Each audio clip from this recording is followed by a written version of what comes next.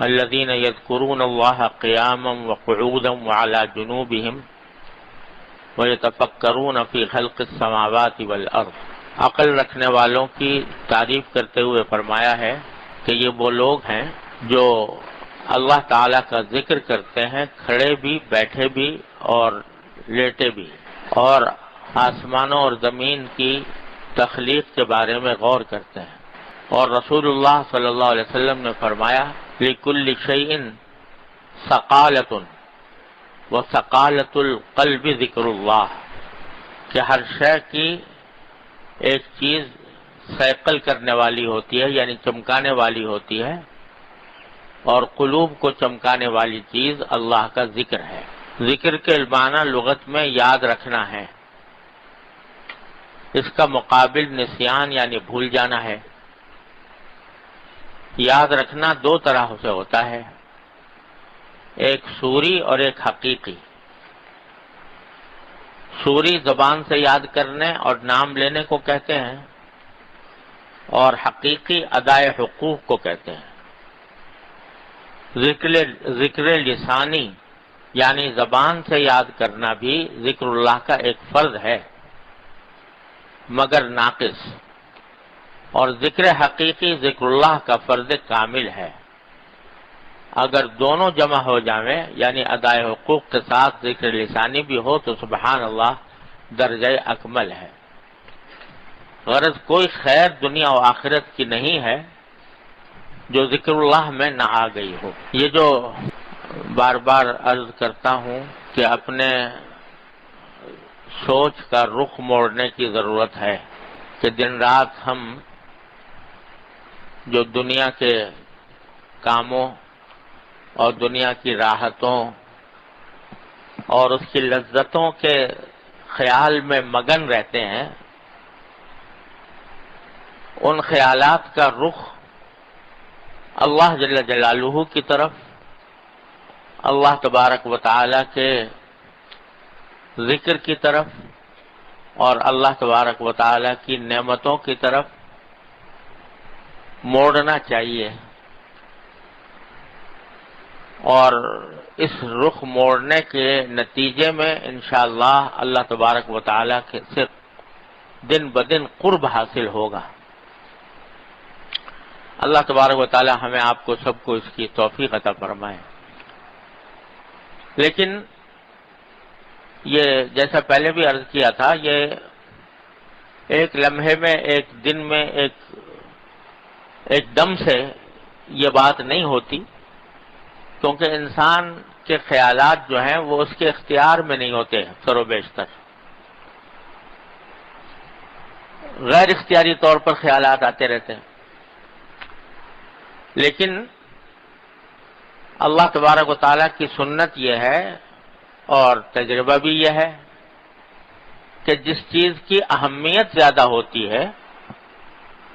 اور جس سے محبت زیادہ ہوتی ہے اس کا خیال زیادہ آتا ہے۔ اگر انسان کو اپنے پیسے کمانے کی اہمیت ہے دل میں اور دنیاوی راحت و آرام کی اور لذتوں کی اہمیت دل میں ہے تو اسی کے خیالات زیادہ آئیں گے۔ کسی شخص سے، کسی ذات سے، کسی کام سے، کسی چیز سے محبت ہے تو اس کے خیال زیادہ آئیں گے۔ تو اللہ تبارک و تعالی کے حضور پیش ہونے اور اللہ تبارک و تعالی کے سامنے جواب دہ ہونے کی اہمیت جب دل میں بیٹھے گی کہ پتہ نہیں کس وقت میری موت آ جائے، کس وقت میری آنکھ بند ہو جائے، کس وقت میں قبر میں پہنچ جاؤں، کس وقت میں اللہ تبارک و تعالی کے حضور حاضر ہو جاؤں، جب اس بات کی اہمیت دل میں آئے گی کہ آخرت زیادہ اہم چیز ہے بنسبت دنیا کے، دنیا کا کچھ پتہ نہیں کتنے دن کی ہے، اور جو لذت ہے، جو راحت ہے، جو مزہ ہے دنیا کا وہ فانی ہے، فنا ہو جانے والا ہے۔ کوئی لذت کامل نہیں، کوئی راحت کامل نہیں، مکمل نہیں۔ ہر لذت کے ساتھ، ہر راحت کے ساتھ کسی نہ کسی غم کا کانٹا لگا ہوا ہے، کسی نہ کسی فکر کا کانٹا لگا ہوا ہے۔ بڑے سے بڑا صاحب اقتدار، بڑے سے بڑا سرمایہ دار، مالدار، دولت مند، جس کو دنیا کی ساری راحتیں بظاہر میسر ہیں، لیکن اس کو بھی غم سے اور فکر سے چھٹکارا نہیں، بلکہ عام طور سے دیکھا ہے گیا جتنا زیادہ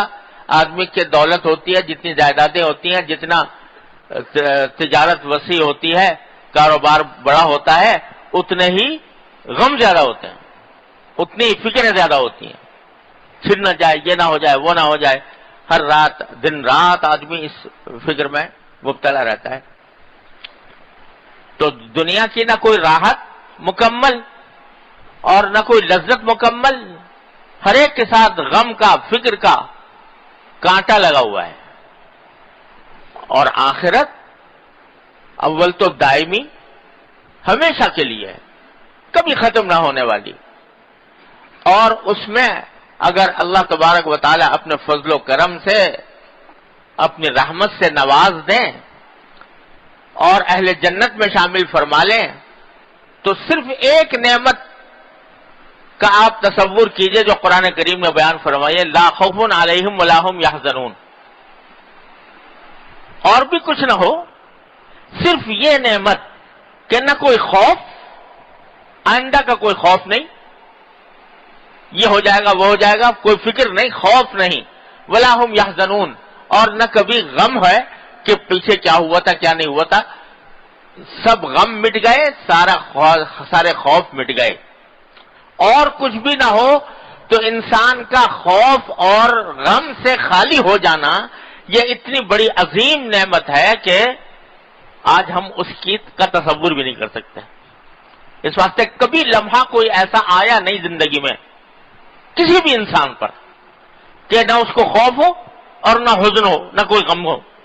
ایسا لمحہ آج تک کسی انسان پر آیا نہیں۔ تو جب ایسی کیفیت ہو جائے کہ نہ خوف ہو، نہ حزن ہو، نہ غم ہو، تو اور یہ نعمت ہی اتنی بڑی ہے کہ کچھ اس کا حد و حساب نہیں۔ تو اگر اللہ تبارک و تعالی آخرت کی اہمیت دل میں ڈال دے، جس کو قرآن کریم نے فرمایا کہ وہ تُؤْثِرُونَ الْحَيَاةَ الدُّنْيَا وَالْآخِرَةُ خَيْرٌ وَأَبْقَىٰ، تم دنیاوی زندگی کو ترجیح دیتے رہتے ہو ہر وقت، حالانکہ آخرت خیر بھی ہے، یعنی سراپا خیر ہے، اس میں کوئی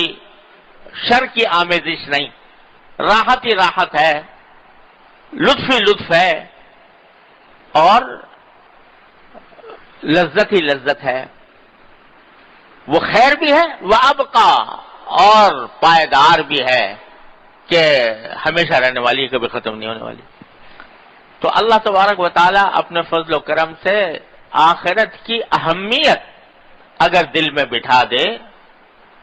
تو پھر جس چیز کی اہمیت ہوتی ہے اس کا خیال بھی زیادہ آتا ہے کہ اس کو میں درست کروں، اس کو بہتر کروں۔ دوسرے، محبت، اللہ جل جلالہ اپنے فضل و کرم سے اپنی محبت عطا فرما دیں، اور دعا مانگتے رہنا چاہیے